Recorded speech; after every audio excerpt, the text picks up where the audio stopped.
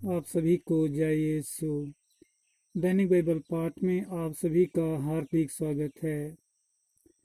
यीशु मसीह के इस जीवित वचनों को अपने प्रियजनों और मित्रों के साथ ज़्यादा से ज़्यादा शेयर करें और मसीह परिवार को आगे बढ़ाने में सहयोग दें। क्रूस का चिन्ह पिता, पुत्र और पवित्र आत्मा के नाम पर आमीन। पहला पाठ प्रेरित चरित्र से अध्याय 2 पद संख्याएं 14, 36 से 41 तक। पाठ का विषय है प्रथम दीक्षार्थी। पेतरुस ने 11 के साथ खड़े होकर लोगों को संबोधित करते हुए ऊंचे स्वर से कहा, इस्राएल का सारा घराना यह निश्चित रूप से जान ले कि जिन्हें आप लोगों ने क्रूस पर चढ़ाया, ईश्वर ने उन्हीं ईसा को प्रभु भी बना दिया है और मसीह भी। यह सुनकर वे मर्माहत हो गए और उन्होंने पेतरुस तथा अन्य प्रेरितों से कहा, भाइयों, हमें क्या करना चाहिए? पेतरुस ने उन्हें उत्तर दिया, आप लोग पश्चाताप करें। आप लोगों में प्रत्येक अपने अपने पापों की क्षमा के लिए ईसा के नाम पर बपतिस्मा ग्रहण करें। इस प्रकार आप पवित्र आत्मा का वरदान प्राप्त करेंगे, क्योंकि वह प्रतिज्ञा आपके तथा आपकी संतान के लिए है और उन सबों के लिए जो भी दूर हैं और जिन्हें हमारा प्रभु ईश्वर बुलाने वाला है।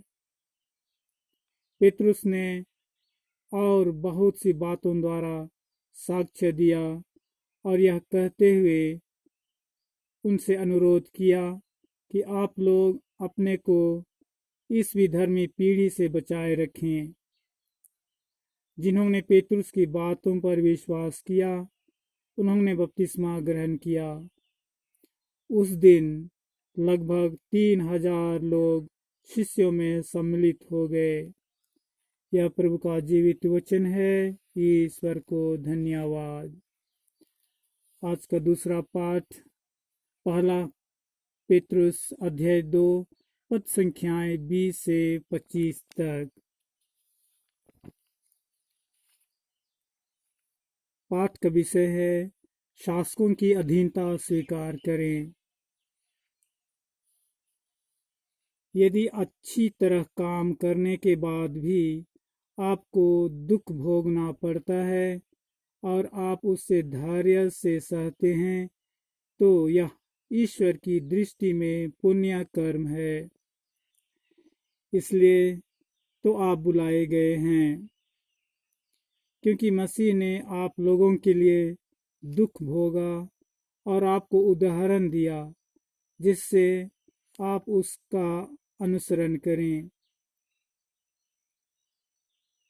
उन्होंने कोई पाप नहीं किया और उनके मुख से कभी छल कपट की बात नहीं निकली। जब उन्हें गाली दी गई तो उन्होंने उत्तर में गाली नहीं दी, और जब उन्हें सताया गया तो उन्होंने धमकी नहीं दी, क्योंकि उन्होंने अपने को उस पर छोड़ दिया जो न्यायपूर्वक विचार करता है। वह अपने शरीर में हमारे पापों को क्रूस के काट पर ले गए, जिससे हम पाप के लिए मृत होकर धार्मिकता के लिए जीने लगें। आप उनके घाव द्वारा भले चंगे हो गए हैं। आप लोग भेड़ों की तरह भटक गए थे, किंतु अब आप अपनी आत्माओं के चरवाहे तथा रक्षक के पास लौट आए हैं। यह प्रभु का जीवित वचन है। ईश्वर को धन्यवाद। आमीन। आज का सुसमाचार संत यूहन्ना के अनुसार अध्याय 10 पद संख्याएं 1 से 10। सुसमाचार का विषय है, मैं भेड़शाला का द्वार हूँ। मैं तुम लोगों से यह कहता हूँ, जो फाटक से भेड़शाला में प्रवेश नहीं करता बल्कि दूसरे रास्ते से चढ़कर आता है, वह चोर और डाकू है। जो फाटक से प्रवेश करता है वही भेड़ों का गड़ेरिया है, और उसके लिए दरवान फाटक खोल देता है। भेड़ें उसकी आवाज़ पहचानती हैं, वह नाम ले लेकर अपनी भेड़ों को बुलाता है और बाहर ले जाता है। अपनी भेड़ों को बाहर निकाल लेने के बाद वह उनके आगे आगे चलता है और वे उसके पीछे पीछे आती हैं, क्योंकि वे उसकी आवाज़ पहचानती हैं। वे अपरिचित के पीछे पीछे नहीं चलेंगी बल्कि उससे भाग जाएंगी, क्योंकि वे अपरिचितों की आवाज़ नहीं पहचानती।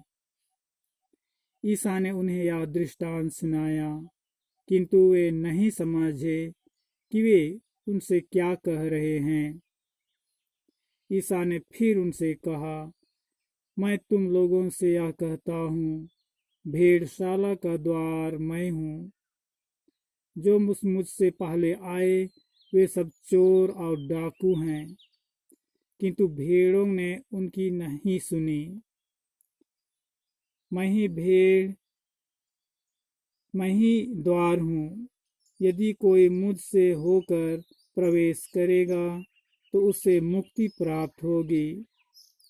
वह भीतर बाहर आया जाया करेगा और उसे चरागाह मिलेगा।